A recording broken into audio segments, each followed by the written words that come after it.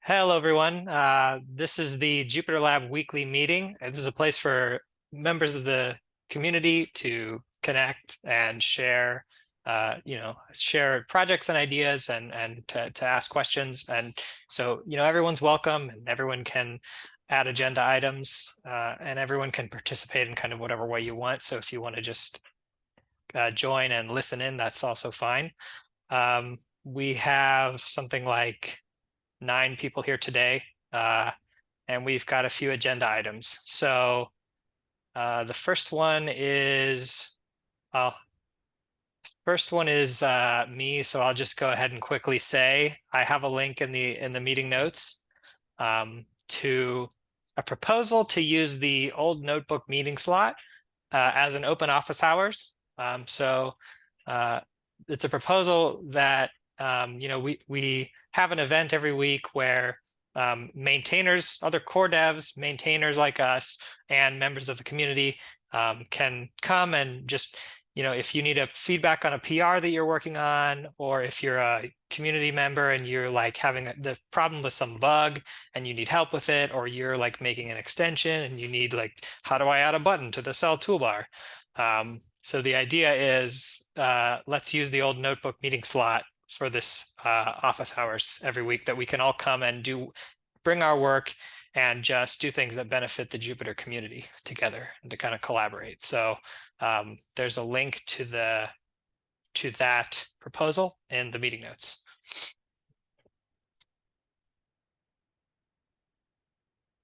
Any thoughts, anybody?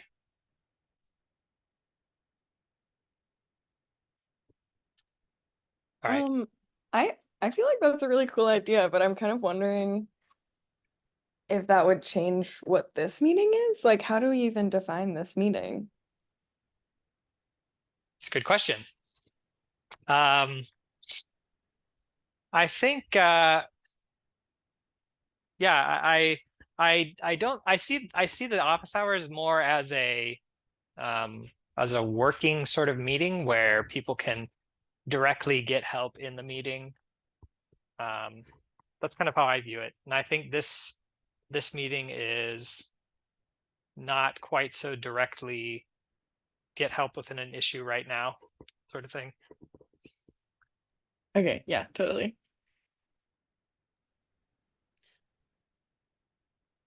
How does it relate to the previous problem/idea of hosting community meetings in time slots of different sub-projects?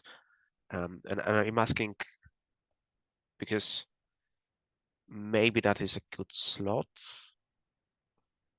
to reuse for that purpose. I think, as someone else pointed out, one of the issues with the community calls have been great. I mean, the one in December was very successful. But one of the concerns with the community calls is that you have to organize them. You have to pull people together who have presentations to share. So those are great, but I think that it's probably too frequent to be doing those every week, would be my guess. Yeah, certainly, but those could alternate. So Yeah, just that's putting true. this idea out there. Yeah, they Not could, saying that's a good solution, but yeah. Yeah, I'm hoping that would be that office hour slot in the old notebook meeting. I'm hoping that would be good just for people to casually drop in and just get help at, if you're a beginner, and you're a Jupyter novice, or if you're a core dev and you need PR feedback. Like, I hope it's a place where people can come and bring their tasks to unblock and just get help, just a place to get help sort of, and collaborate. I have a very specific question. The first bullet in this description says, I need PR feedback as a core dev. Is there a reason that as a core dev is specified there?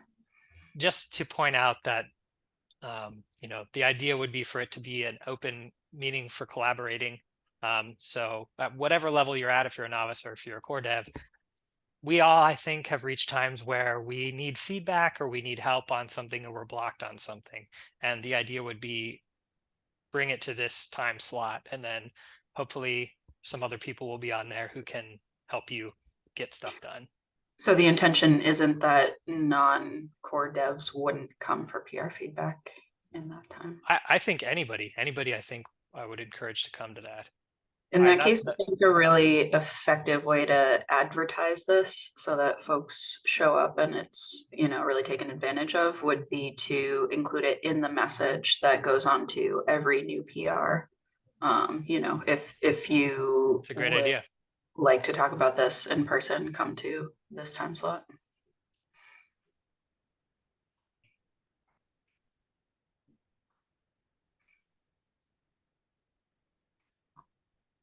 And maybe every newly opened issue as well. I don't know, that might be inviting a bit too much attention initially.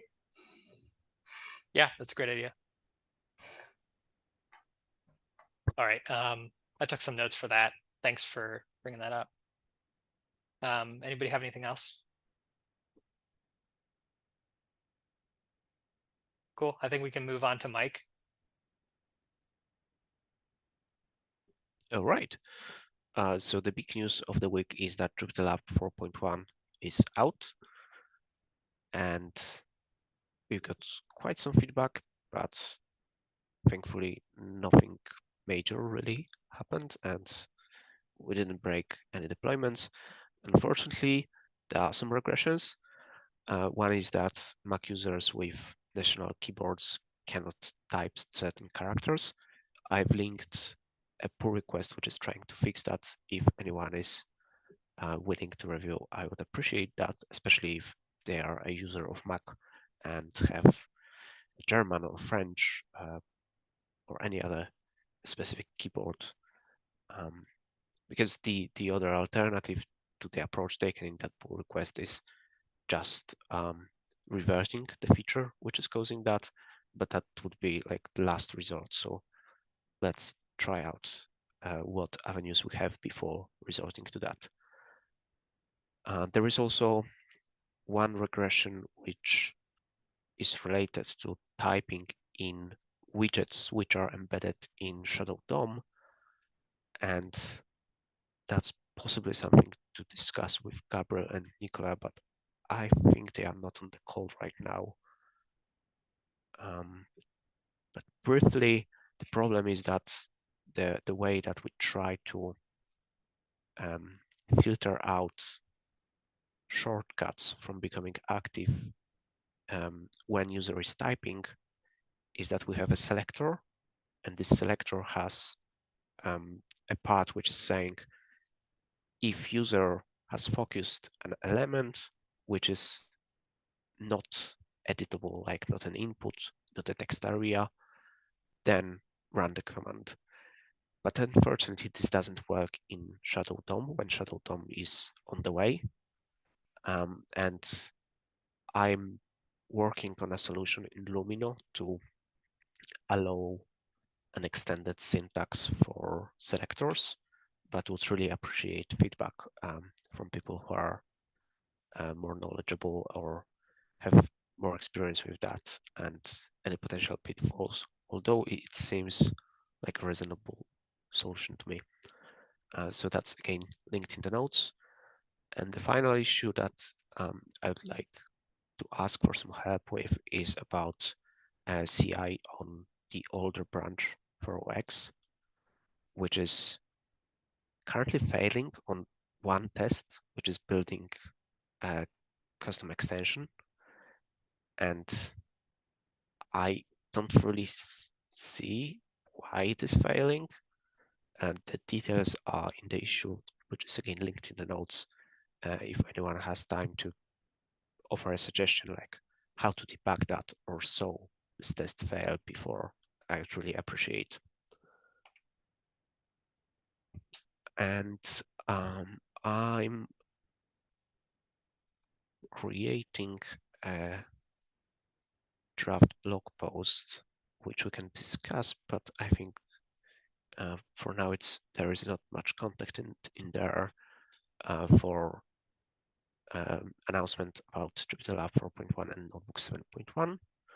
If anyone would like to contribute, please do share ideas. For now, it's just copy-pasted content from the user-facing changelog, and it needs a lot of work. But I guess notebook 7.1 is not yet out, so we still have some time to polish this, and possibly we should wait with announcing that until we have a first patch release and the worst issues are ironed out.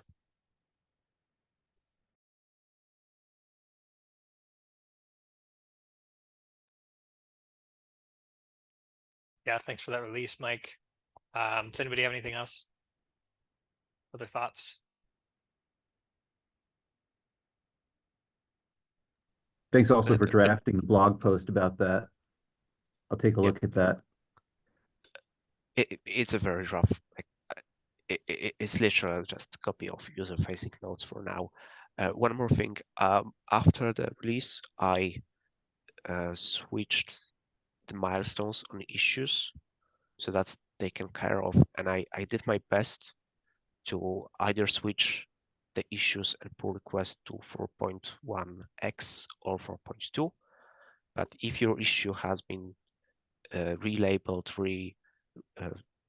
the milestone on it has changed and you don't like it, please do change it to whatever you think is best. Okay, that's it from me. Jason? Sure. I hope everyone can hear me all right. I've been having some network issues this morning, so I'll leave my camera off. Couple items. I'll do the second one first. Today is the last day for people in the JupyterLab Council to vote on Team Compass issue 235, which is a proposal to revise the JupyterLab 3 end of maintenance date. This is particularly important because we're seeing some issues come in regarding JupyterLab 3. We're not currently backporting a lot of changes, but if we merge this in and announce it, that will make it even more intentional. So please vote on that if you haven't already. The voting closes today anywhere on Earth. The other one is I was curious about mentoring programs for new Jupyter developers. I've seen some conversation on the council list about Summer of Code, Google Summer of Code. I'm wondering what other mentorship opportunities people have been interested in, either as a mentor or as a mentee, to help encourage new contributors in the projects.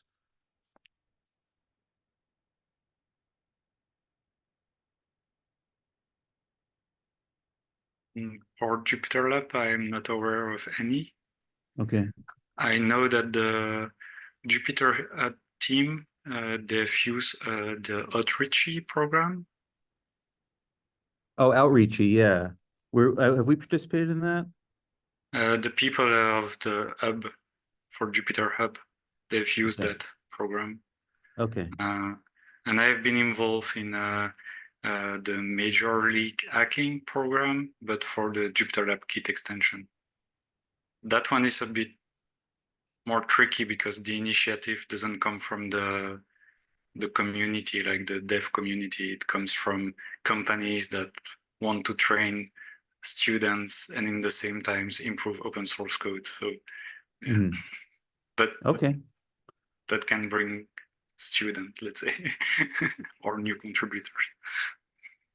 Yeah, I mean, we want to encourage people to contribute, especially when people find something that they really want to improve. I was just this morning chatting with someone who really wants the enhanced cell toolbar to be available on JupyterLab 4 because it currently only supports Lab 3, and trying to, as politely as possible, say like, well, we're not actively working on that, but if you'd like to work on that, please let us know and we can help support it. This is kind of a common problem in the open source space where people would really like something but can't find somebody with the time and experience to help.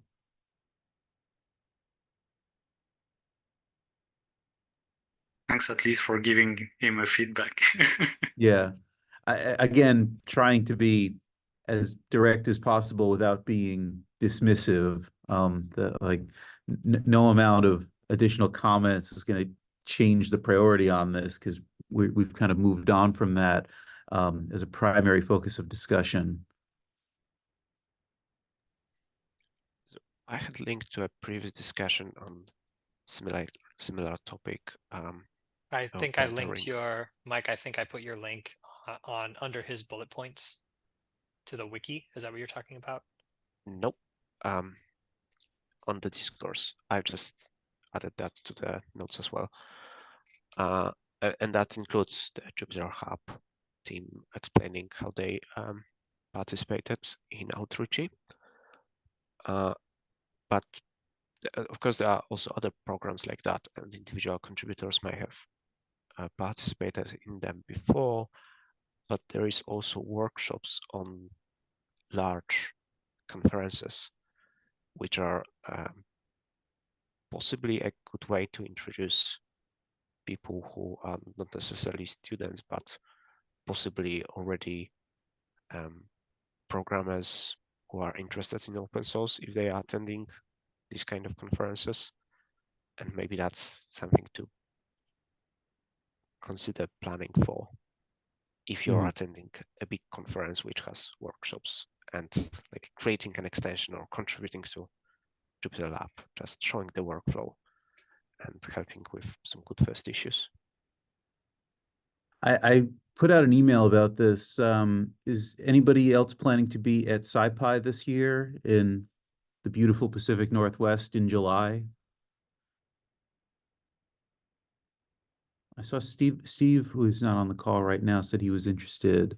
Not sure if other people are coming to that as well. Not hearing any other volunteers.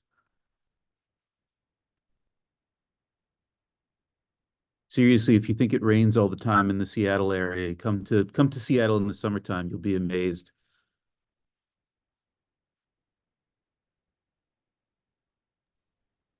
All right, I think we can move on. Yes. Let's go to Jeremy.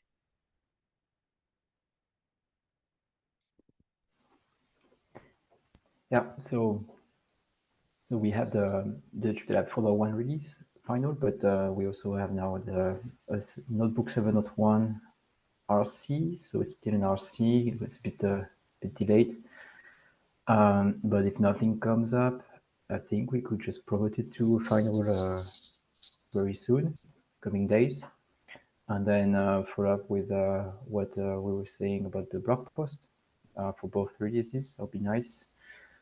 And another item I had was that the PR that was open on the governance repo to merge the JupyterLab and Notebook subprojects is now approved, so it's been merged. That means that we can proceed with the merge of the Team Compass repos and maybe also the list of council members, and take the opportunity to ping members on both councils to know whether they want to remain part of the councils or not as a follow-up to this merge. There was also a comment on one of these issues. So there is still an issue open on the JupyterLab Team Compass to handle these follow-up items. I think one comment was about the name of the Team Compass, whether it should be named just like it is now the JupyterLab Team Compass. So maybe we should put the front-end name in that now that the new sub-project is called Jupyter Frontends. So no strong opinion. I think we can also discuss that either now or on these issues. And then, yeah, for proceeding with the archiving of the Notebook Team Compass repos and a few other cleanup, I think, tasks remaining. And yeah, and the last item I had was about RTC. So I think we discussed it a little bit last week. And I was wondering whether we should maybe try to test it more regularly again, like we used to be doing in the past. So I think we had the details. We have the details at the top of this HackMD, and the idea would be to use the main branch of lab with the binder configuration using the Jupyter collaboration package.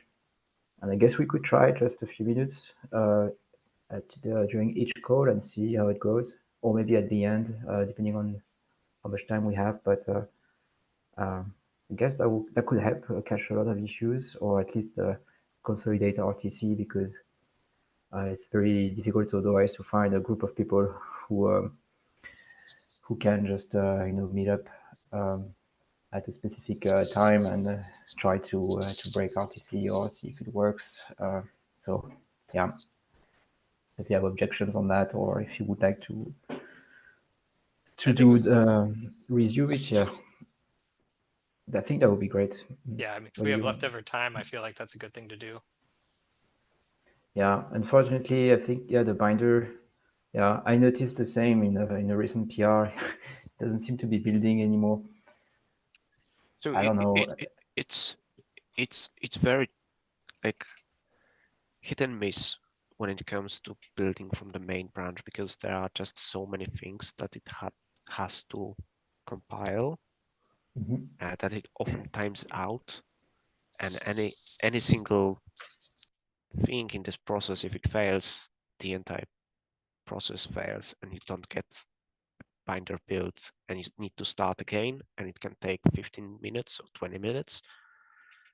So I agree that main would be great, but just I'm not sure how feasible it is compared to just using GitHub gists. Like stable releases will be fine too, I think. Yeah. I think that what happens on binder is maybe out of memory issues. I don't remember. I think we had that before as well. Like the one the log I had recently on the PR was that the Webpack process was killed. Maybe just using too many resources. So, yeah, we can set up a quick gist for sure. Also answering Nick's question whether the main could upload more stuff as an archive that can be downloaded. I'm not sure whether that was possible previously, but the new GitHub Actions artifacts are supposed to enable these kind of things. I'm just not sure whether those artifacts are available outside of GitHub, but maybe.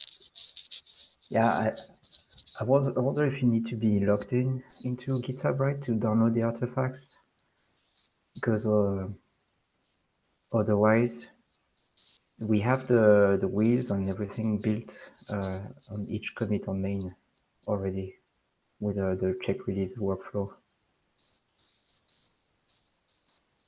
So they are already available, these artifacts, these archives, if we want to use them, a bit like nightlies in the end.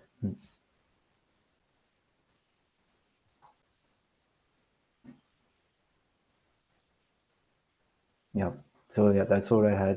So if you want to discuss some of these items now or later, or in issues, either is fine. Thanks, Jeremy. Frederick is up next. So I wanted to share some feedback about the Google Summer of Code. So we're gonna be applying through NumFocus. They apply to be an organization yesterday, as it was the deadline. I learned about the process, as it was the first time I did that. So the conclusion is that the best format to present IDs is a single document with mainly text and what are the requirements for the IDs, how much time you estimate the ID will take for the contributors, as there is different size possible for a contribution. So because of the urgency of the deadline, I used the wiki page of Team Compass for doing so. And there is the link if you are interested to see what's the version, the final version. But maybe it's not the best place for the future. So yeah, if somebody has some ID, or I can also open an issue on the Team Compass for that, for tracking that.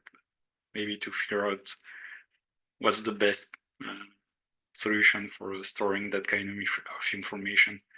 On one side, it's good to not be on the documentation because I think it's nice to be able to iterate quickly on those kind of information, and it doesn't fit so well the purpose of the the JupyterLab documentation website, but maybe the wiki page from the Team Compass is not the best place, as it's like not a place people will be looking for information naturally. So yeah, that's the first. That's kind of the comment I'm raising from that application. So it appears great place to me because everyone can edit that. It's like Google Doc but simpler. What are the constraints from now on? Like, is there a deadline where this ideas list will be frozen, or is there a limit of how many ideas we can amend, add? So basically, there is no limits. So let me maybe take some step back. So the deadline of Tuesday was for organization to apply to Google. Then on February 21st, Google will announce which organization have been chosen as a participant to the program. And from that point, contributors can submit proposal against one of the ID of the organizations, or they can even come up with their own proposal. That's why it's listed as IDs. So basically, if somebody contact us and say, oh, I've seen that you want to take part to Google Summer of Code, and I want to do some crazy thing about AI, for example, and I have those ID. And if you think, okay, that's a nice ID, we can mentor you even if it's not one or proposed ID, then it's fine, because it's up to the contributor to set up a proposal to submit to Google. That's the second step. And us, we are there to help the contributors to set up that proposal and to agree that we'll be ready to mentor the proposal if it got approved. And so yeah, that's the next step. So basically, that list is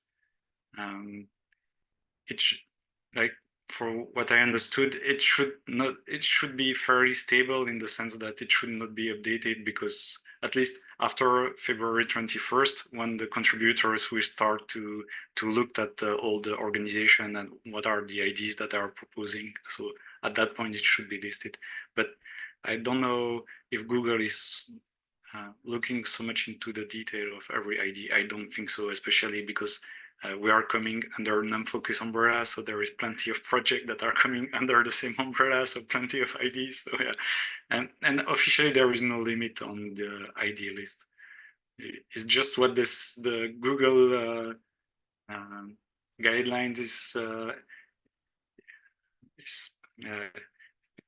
what the guidelines are saying is try to not have too much IDs, because if you have plenty of IDs, you may have plenty of people interested to contact you to say I'm interested, and if you don't have so many people to filter the candidate and to interact with them, then you will be overwhelmed. So if you have a small team of mentor for the project, try to have a small number of IDs. Basically, that was the conclusion they gave in the guideline.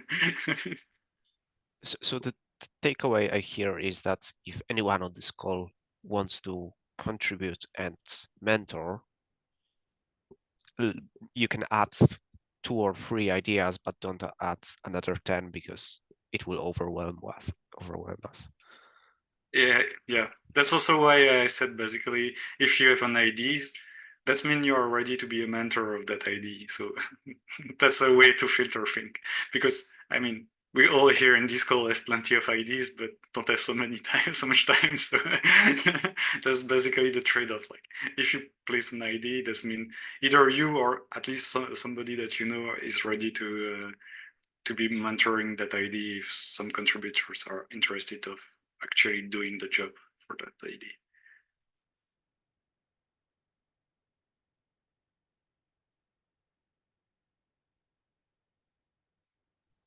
And the other point I want to discuss a bit or raise. So there is an interesting PR opened by David Brochard on executing the cell through a REST endpoint. So not using what's currently in the Jupyter protocol, so sending the execution request through the WebSocket with an I forget the name of the message for whatever. There is a message on the WebSocket for requesting an execution. Basically, the idea is to say, okay, if you ask the backend to execute something, the nice thing is that you don't have to deal with flakiness between the client and the server. So the server can discuss with the kernel, it can catch the answer, change directly the notebook. So that's why it mainly works well if you have RTC. And so it's good in the long term, I think. The trouble I have with that is I think it's very experimental, so it's probably gonna take some time to settle down. And I think the main point I want to discuss here is that it highlights difficulty for customizing the code when you want to tamper with how cell execution is done in JupyterLab. I have another example that I'm linking here. Is how to create like a SQL code cell that are run when you say run all the notebook, for example, because those cells you don't want to send them to the kernel in the proof of concept that was done there. And so this one was done by Nicola. He has figured out a very hacky way, but something that's work in which he has to overwrite all the notebook action that run something, basically. So it works, but it's very dirty, and we could do better, I'd say. So I've been working, but I don't have a PR yet, but on an ID to allow extension to register preprocessor. So basically, every time you ask for a cell to be executed, first the cell code will be, or the cell will be passed through processors. And if any of the processors say, I process the cell, then it won't go through the normal process. So it will allow both, like those both cases to be implemented as extension, what I think, and also open the box for crazy IDs. So I think it could be interesting, but before proposing a PR, I was thinking, okay, let's come to the weekly call and see what people think about that. Because it's somehow opening some Pandora box, of course.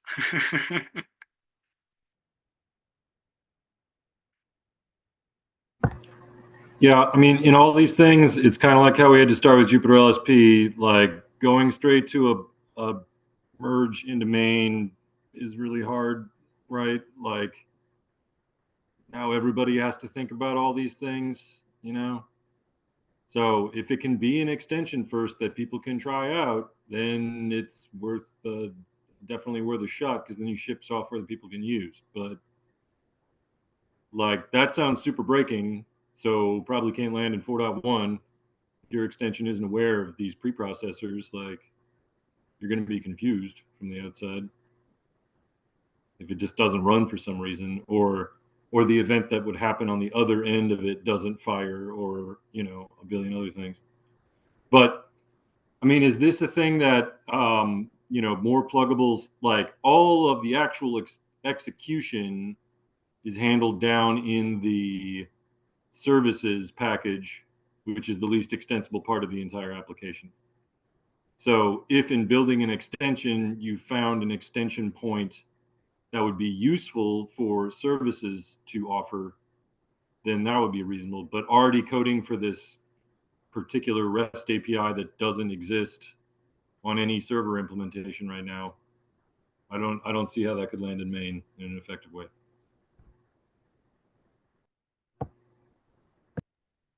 That is all. Thanks, Nick. So, go ahead, sorry.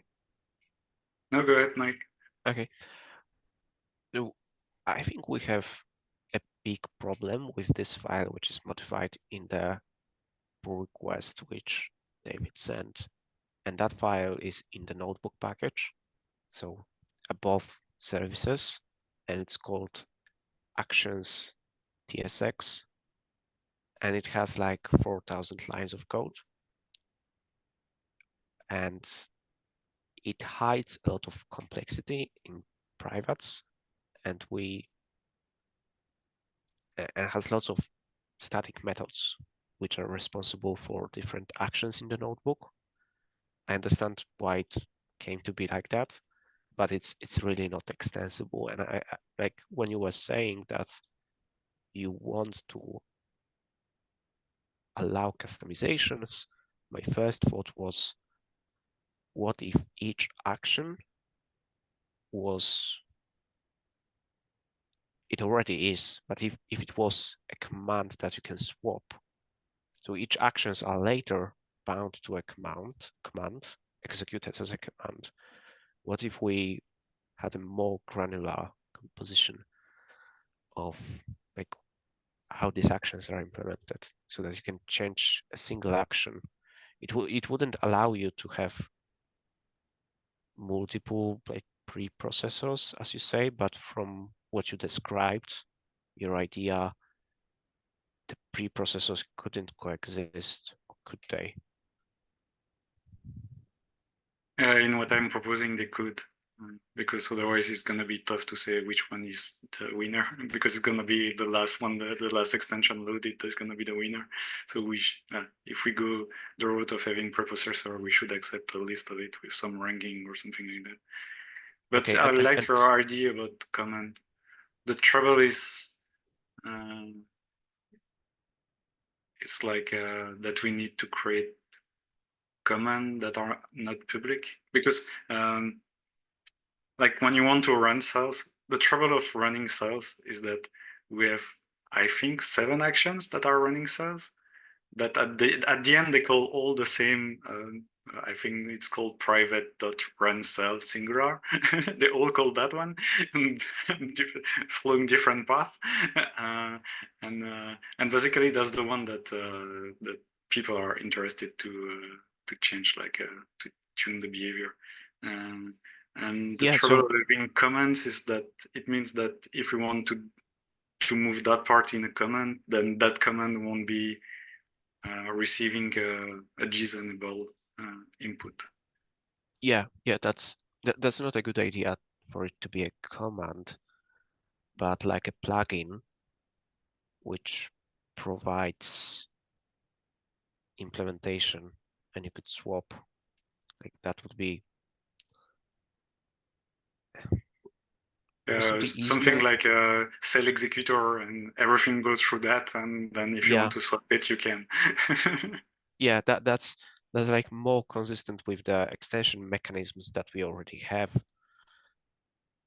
Because I was also looking into like possibly having some kind of a hook to modify things, but all we have is signals right now.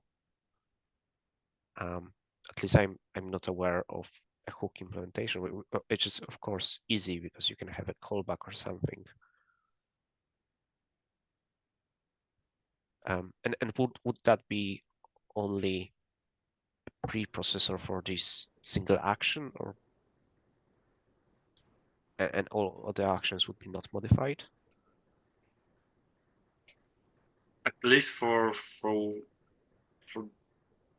what I see right now, it's the only one that I think is very interesting to change and challenging to change. Like, because most of the others, there are about changing the document, I think, like copy paste, inserting, or there is those with the heading, or changing those that are changing the content. Let's say what they are doing is simpler. Those can probably be like just behind some comments and making them customizable that way, something like that.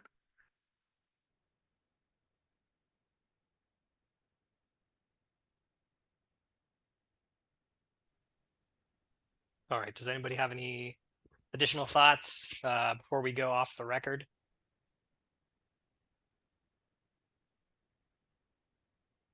All right, brace yourselves.